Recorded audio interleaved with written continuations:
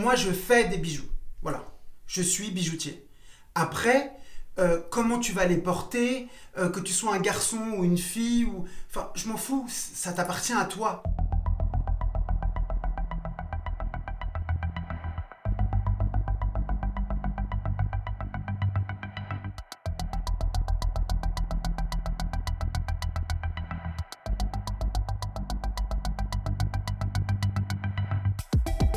Pour moi, le bijou, ça va au-delà du sexe, au-delà du genre, au-delà de l'orientation sexuelle, au-delà de t'es du fric ou que t'es pas de fric.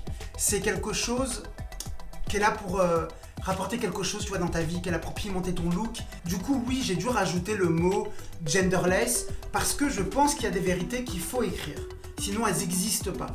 Et c'est juste ça, en fait. C'est partager ma vision, mon idée de mes bijoux pour que dehors, en fait, on puisse les porter librement. Notre pièce phare, c'est le ear cuff. Donc le ear cuff, c'est quoi?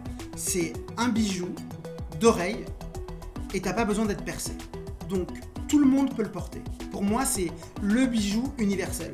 Que tu sois un garçon, une fille, enfin peu importe, il te faut juste des oreilles. Donc ça, aujourd'hui, on le décline dans beaucoup de versions, tu vois, voire en plus petit. Mais on a une gamme de ear cuff qui est la plus grande du marché aujourd'hui. Et ça, c'est vraiment notre best-seller et notre produit phare.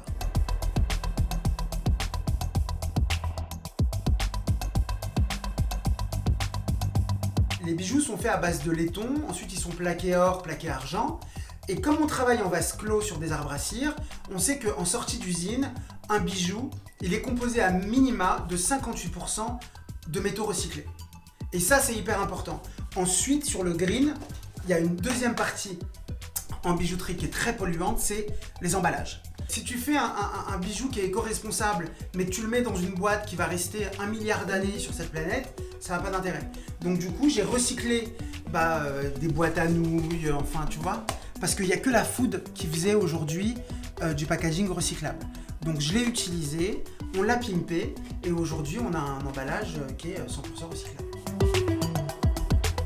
Dans un centre commercial aux portes de Paris qui s'appelle Mon Grand Plaisir, donc à Plaisir dans le 78, j'ai ouvert le premier distributeur automatique de bijoux. Là, c'est un pied de nez à la digitalisation. Donc du coup, c'était de mêler toutes les différentes expériences que tu peux avoir avec la marque, plus moi à l'intérieur et dessus, et de pouvoir, tu vois, peut-être me dupliquer et pouvoir répondre aux désirs des clients un peu partout, quoi.